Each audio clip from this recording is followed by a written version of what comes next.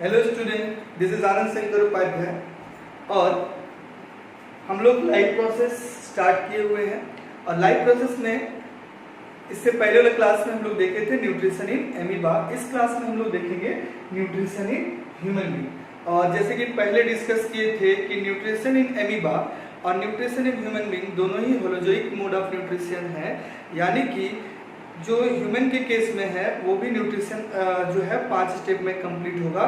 पहला है इंजेक्शन, दूसरा है डाइजेशन, तीसरा है एब्जॉर्प्शन, फोर्थ है सिमुलेशन और फिफ्थ है आपका इजेशन। तो उसको हम लोग बारी बारी से डिस्कस करेंगे। तो सबसे पहले हम लोग देखते हैं डाइजेस्टिव सिस्टम। तो डाइजेस्टिव सिस्टम मतलब क्या हुआ कि the system which helps in digestion. जो सिस्टम हमें डाइजेशन में मदद करता है उसको बोलेंगे डाइजेस्टिव सिस्टम। तो डाइजेस्टिव सिस्टम में दो पार्ट्स होता है। पहला पार्ट जो है डाइजेस्टिव सिस्टम में दो पार्ट है। पहला पार्ट है एलिमेंट्री कैनाल, एलिमेंट्री कैनाल है, और दूसरा जो है वो है डाइजेस्टिव ग्लैंड, डाइजेस्टिव ग्लैंड। तो पहले हम लोग देखते हैं एलिमेंट्री कैनाल का कौन कौन सा पार्ट है। एलिमेंट्री कैनाल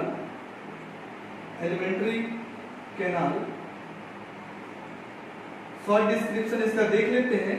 एलिमेंट्री कैनाल जो है वो लोग ट्यूब है, long tube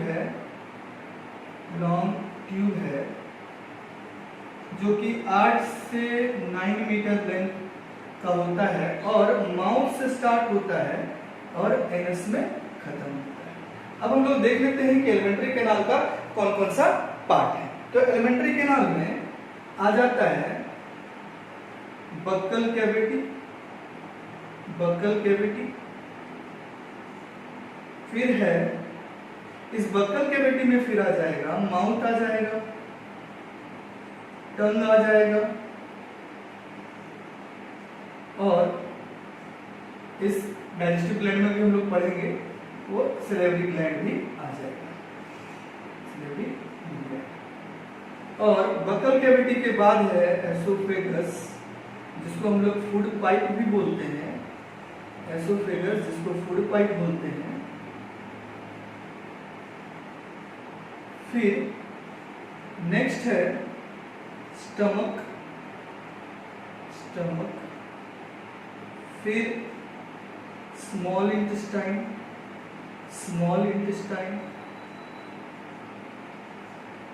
large intestine, small intestine और लार्ज इंटेस्टाइन। ठीक है, तो ये सारा हो गया एलिमेंट्री कैनाल का पार्ट। माउथ से स्टार्ट होता है एनस में, यानी कि लार्ज इंटेस्टाइन में आपका फर्दर 3 पार्ट्स है, कोलोन, सिकम और रेक्टम, और रेक्टम से ही एसोसिएटेड है एनस। तो नेक्स्ट हम लोग देखेंगे digestive gland. Next alimentary canal के बाद हम लोग देखते हैं डाइजेस्टिव ग्लैंड।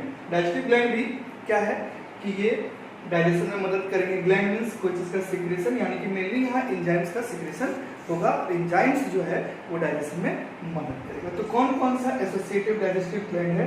सिलेवरी ग्लैंड है, गैस्ट्रिक ग्लैंड है, लीवर है, पेंक्रियास है और इंटेस्टाइनल ग्लैंड है।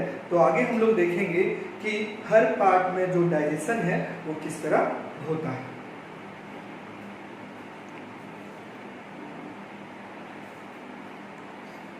तो नेक्स्ट हम लोग देखते हैं डाइजेशन। तो डाइजेशन क्या है? डाइजेशन बायोकेमिकल प्रोसेस है। बायोकेमिकल प्रोसेस है जिसमें complex food simple absorbable form में टूट जाता है एंजाइम्स के मदद से। तो उसको हम लोग बोलते हैं डाइजेशन। क्योंकि हमारा बॉडी जो है वो कॉम्प्लेक्स फूड को लेता है, तो वो कॉम्प्लेक्स फूड आसानी से एब्जॉर्बल या एक जगह से दूसरी जगह ट्रांसपोर्टेबल नहीं होता है, तो उसको हम लोग सिंपलर फॉर्म में तोड़ना पड़ता है। तो वो काम जो है वो एंजाइम्स करता है। तो हम लोग लिख सकते हैं कि biochemical process in which complex food is broken down into simpler absorbable forms with the help of various enzymes is known as digestion। तो डाइजेशन स्टार्ट होता है माउथ से, और माउथ जो है वो first part of the alimentary canal है। और digestion of food starts from mouth. कैसे? माउथ के साथ एसोसिएटेड होता है सिलेवरी ग्लैंड जो 3 पेयर्स का होता है, और वो सिलेवरी ग्लैंड जो है वो एंजाइम को रिलीज करता है उस एंजाइम को बोलते हैं सिलेबरी एमाइलेस और टाइलिन भी बोलते हैं। वो सिलेबरी एमाइलेस स्टार्च पे एक्ट करता है। स्टार्च जो होता है वो कॉम्प्लेक्स फॉर्म ऑफ कार्बोहाइड्रेट है, तो वो कॉम्प्लेक्स फॉर्म ऑफ कार्बोहाइड्रेट को उस पर सिलेबरी एमाइलेस एक्ट करता है और उसको maltose that is simple sugar के फॉर्म में कन्वर्ट कर देता है। यानी कि हमारा जो डाइजेशन है वो माउथ से स्टार्ट होता है। तो और देख लेते हैं कि माउथ से क्या क्या चीज एसोसिएटेड है।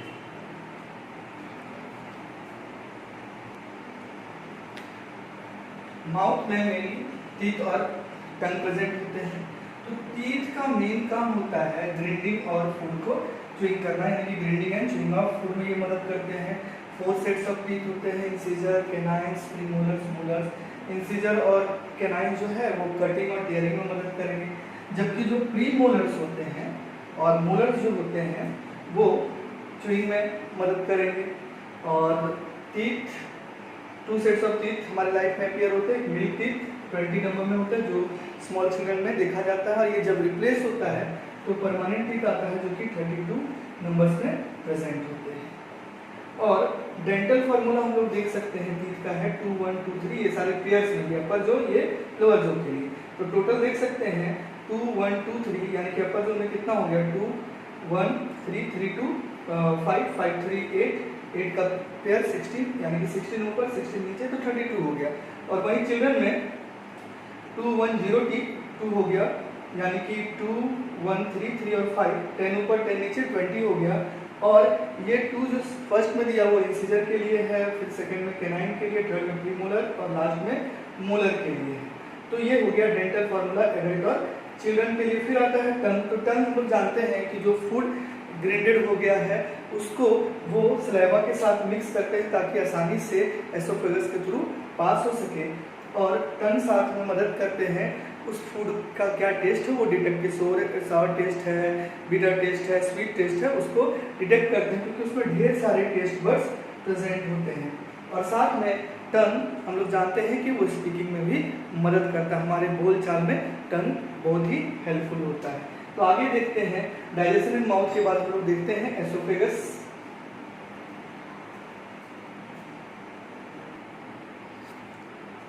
तो नेक्स्ट पार्ट देखेंगे एसोफेगस, जिसको हम लोग फूड पाइप भी बोलते हैं।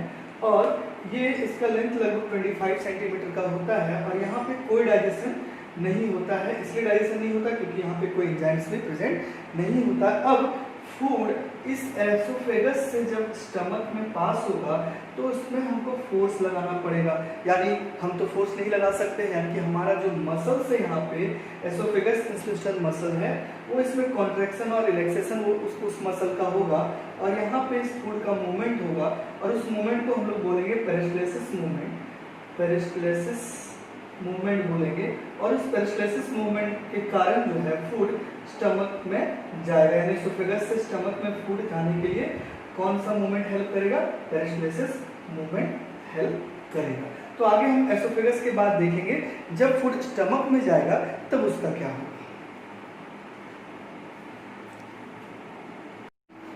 नेक्स्ट हमें देखना है डाइजेशन इन स्टमक। तो स्टमक क्या होता है, जे shape muscular bag like structure होता है जो आसानी से एक्सपेंड भी कर सकते हैं। यानी कि हम लोग देखना है कि यहाँ पे डाइजेशन किस किस चीज़ का होता है। तो स्टमक में के जो लाइनिंग होता है, स्टमक लाइनिंग होता है, उसमें गैस्ट्रिक ग्लैंड होता है। वो गैस्ट्रिक ग्लैंड जो है गैस्ट्रिक जूस को सिक्रेट करता है और गैस्ट्रिक जूस में मेन सिक्रेशन जो है वो HCl का है, पेप्सिनोजेन का है और म्यूकस का है। तो HCl क्या करेगा, तो HCl हमारे फूड में ढेर सारा हार्मफुल जर्म्स रहता है, उनको किल करते हैं। तो इट किल्स हार्मफुल जर्म्स। और दूसरा क्या है कि it provides acidic medium, it provides acidic medium for food, it provides acidic medium for food. कैसे देखते हैं, तो सेकंड से हम लोग देख लेंगे। तो सेकंड में है पेप्सिनोजेन, यहाँ पे लिख देते हैं पेप्सिनोजेन। तो pepsinogen inactive form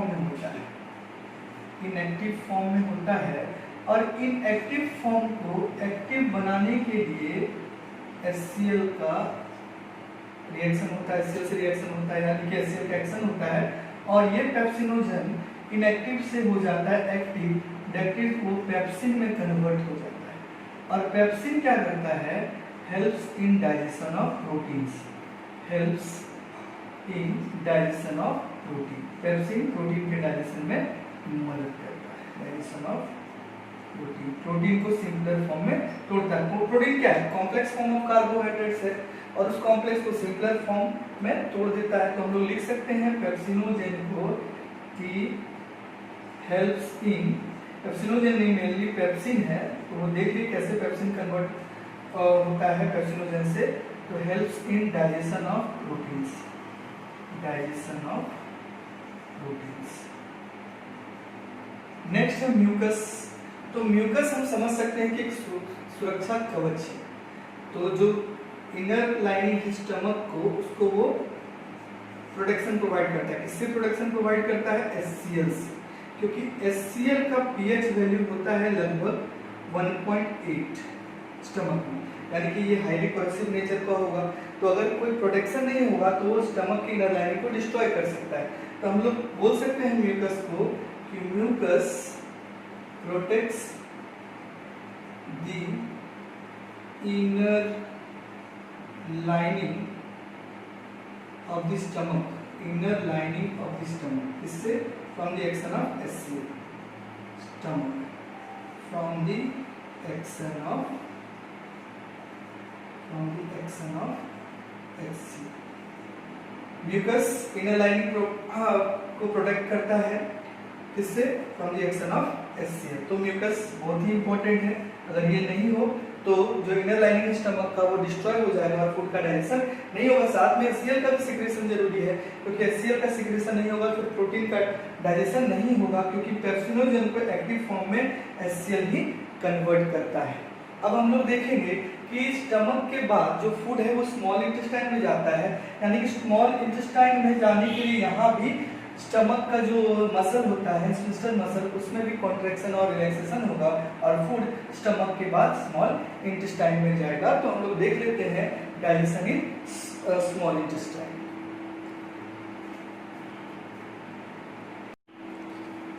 next one is small intestine. तो small intestine highly coil tube होता है, हाईली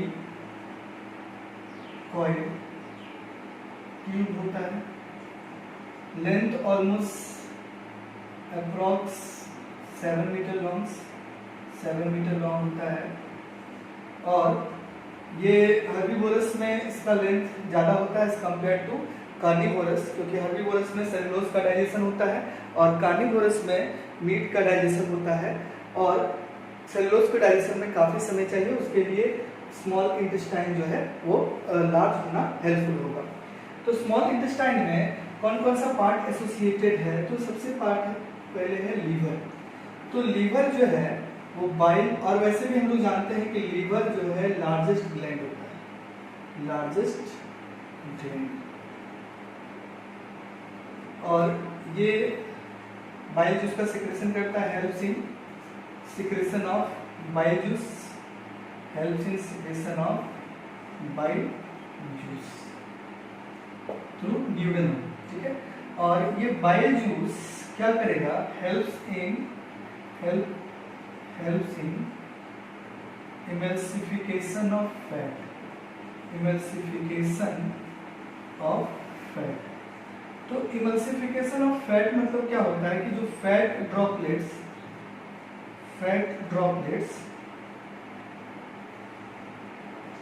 लार्ज फैट ड्रॉपलेट्स होता है, उसको स्मॉल फैट ड्रॉपलेट्स में तोड़ देता है ताकि फर्दर इसका डाइजेशन आसानी से हो सके। यानी कि जो बाइल जूस का सिक्रेशन है लीवर के थ्रू होगा, वो इमल्सिफिकेशन ऑफ फैट में मदद करेगा।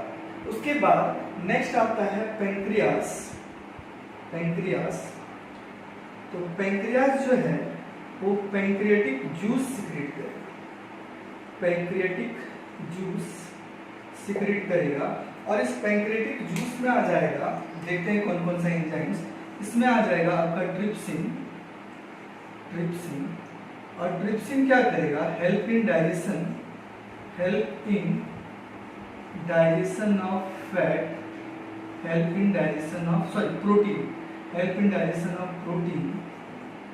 और फिर है लाइपेज, तो लाइपेज फैट के डाइजेशन में मदद करेगा, help in digestion of fat, help in digestion of fat.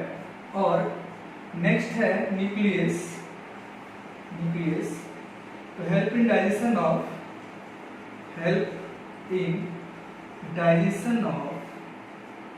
DNA and protein, DNA और प्रोटीन के डाइजेशन में ये न्यूक्लियस मदद करेगा।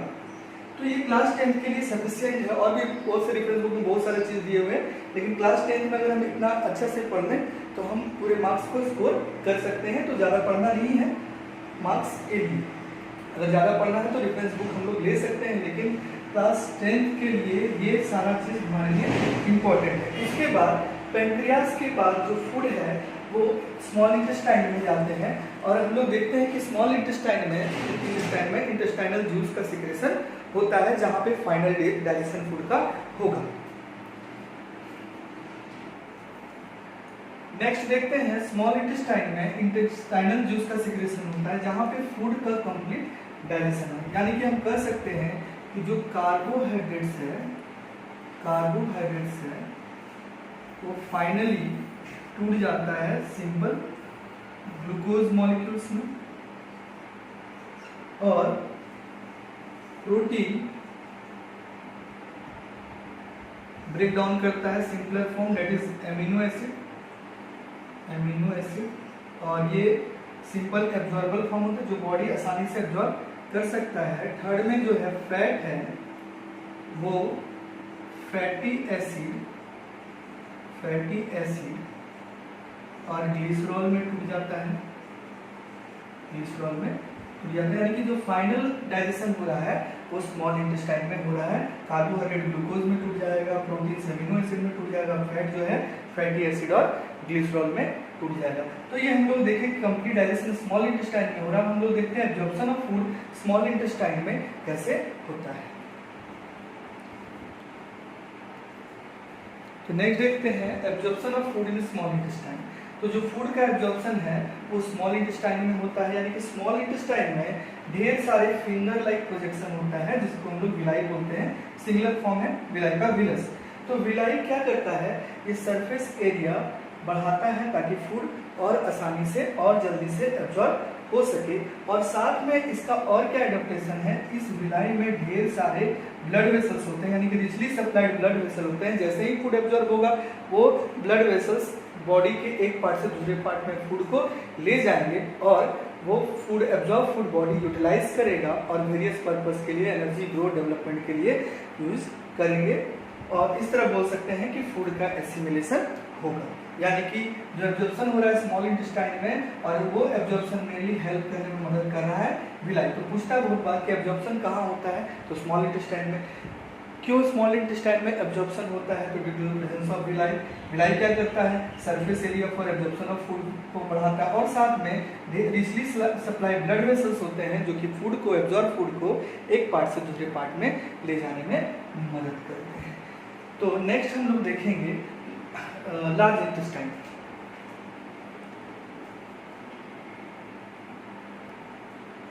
नेक्स्ट है लार्ज इंटेस्टाइन। तो लार्ज इंटेस्टाइन का जो लेंथ होता है वो 1.5 से लेके 1.8 मीटर तक होता है, और हम लोग देख रहे हैं स्मॉल इंटेस्टाइन में 7 मीटर लॉन्ग है, फिर भी इसको लार्ज इंटेस्टाइन इसलिए बोल रहे हैं। तो इंटेस्टाइन लार्ज स्मॉल हम लोग उसके डायमीटर के टर्म्स में हम लोग उसका नाम दे देते हैं, क्योंकि इसका डायमीटर जो है वो 6.5 सेंटीमीटर का है, और जबकि स्मॉल इंटेस्टाइन में जो स्मॉल इंटेस्टाइन का डायमीटर था 2.5 सेंटीमीटर था। लार्ज इंटेस्टाइन में क्या होता है, एब्जॉर्प्शन होता है वाटर का, absorption helps in absorption of water molecules, helps in absorption of water molecules, help in absorption of water molecules. और दूसरा है जो अनडाइजेस्टेड फूड है, undigested undigested food is passed through rectum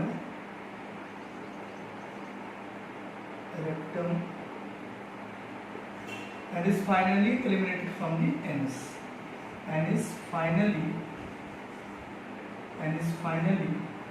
eliminated from the anus तो ये complete journey है food. तो हम लोग एक बार शॉर्ट में देख लेंगे उसको। तो एक बार हम लोग देख लेते हैं, रिकैप करते हैं कंप्लीट जर्नी ऑफ फूड। यानी फूड का जर्नी स्टार्ट होता है माउथ से। तो माउथ में ही डाइजेशन का स्टार्ट होता है। माउथ में इसको जूस मिलता है और वो जूस से कार्बोहाइड्रेट को यानी कि माइक्रोज में कन्वर्ट कर देता है। उसके बाद फूड जो है माउथ के बाद जाता है एसोफेगस। एसोफेगस में कोई भी डाइजेशन फूड का नहीं होता है क्योंकि वहाँ पे कोई भी एंजाइम्स प्रेजेंट नहीं होता है। तो पेरिस्टाल्टिस मूवमेंट के थ्रू जो एसोफेगस है उसके बाद फूड चला जाता है स्टमक में।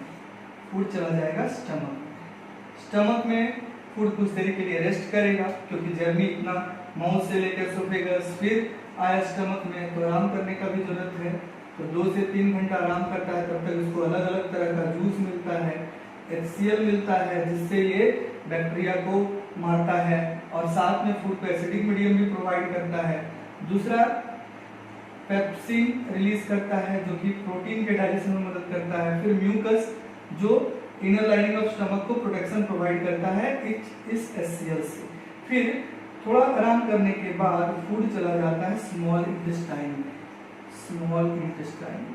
और स्मॉल इंटेस्टाइन में फूड का कंप्लीट डाइजेशन होता है। प्रोटीन का डाइजेशन, अमीनो एसिड में, कार्बोहाइड्रेट का, ग्लूकोज में, फैट का, फैटी एसिड और ग्लिसरॉल में। उसके बाद जब यहाँ कंप्लीट डाइजेशन होता है तो फूड का एब्जॉर्प्शन होता है। कंप्लीट डाइजेशन यहाँ पे होता है और कंप्लीट डाइजेशन के साथ फूड का एब्जॉर्प्शन भी होता है। तो हम लोग सिर्फ शॉर्ट में इसको देख रहे हैं, रिवाइज कर रहे हैं। उसके बाद फूड चला जाता है undigested food, not digested, undigested food. जो डाइजेस्टेड फूड है वो तो फिर इसका एसिमिलेशन होता है, एनर्जी पर्पस के लिए बॉडी अलग अलग पर्पस के लिए यूज कर लेता है। अनडाइजेस्टेड फूड जो है वो लार्ज इंटेस्टाइन में चला जाता है और लार्ज इंटेस्टाइन में वाटर मॉलिक्यूल का एब्जॉर्प्शन होता है जो अनडाइजेस्टेड फूड में, फिर रेक्टम में और फाइनली वो एनस से बाहर निकल जाता है। तो ये था कंप्लीट जर्नी ऑफ फूड। तो एक बार हम लोग डाइजेस्टिव सिस्टम का जो डायग्राम है वो सिंपल में ड्रॉ करके देखते हैं। तो वैसे तो मेरा डायग्राम भी अच्छा नहीं है लेकिन हम लोग सिंपल में जो मेरा काम चल जाए उस तरह ड्रॉ करके देखते हैं आसान तरीके से। तो सबसे पहले एक लाइन बनाएंगे, थोड़ा सा कर्व कर देंगे स्टार्टिंग में, एक लाइन बना दिए, ये पाइप हो गया एसोफेगस।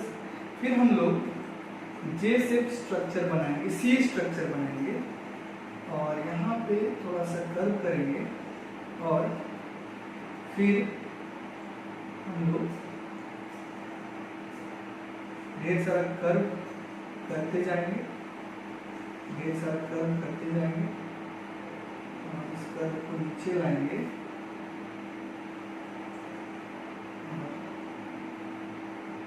इस कर्व से ही क्लोज कर देंगे इसको। ये हो गया हमारा लार्ज इंटेस्टाइन और नीचे स्पेस नहीं था और यहाँ से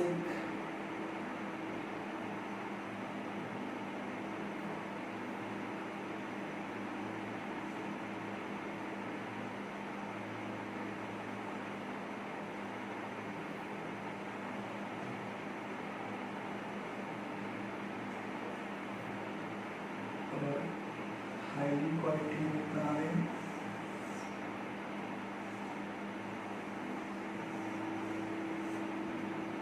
तो ये जो है वो हो जाएगा एसोफेगस एसोफेगस हो जाएगा, जिसको फूड पाइप भी हम लोग बोलेंगे। इस एसोफेगस को फूड पाइप बोलेंगे। और यहाँ पे एक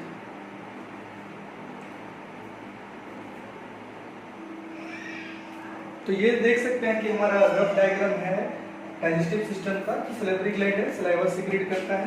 उसके बाद है फिर एसोफेगस के बाद हम लोग देख सकते हैं कि बैग लाइक स्ट्रक्चर है, स्टमक है, और फिर ये आपका स्मॉल इंटेस्टाइन है और इसी से एसोसिएटेड है पेनक्रियास और लीवर। फिर लार्ज इंटेस्टाइन है, तो इसको हम कर्व लाइन से बना सकते हैं। तो इस तरह हम सिंपल से डाइजेस्टिव सिस्टम का डायग्राम बना सकते हैं। तो ये था न्यूट्रिशन इन ह्यूमन बीइंग, और नेक्स्ट वीडियो में हम लेके आएंगे respiration in plants and respiration in animals. Thank you.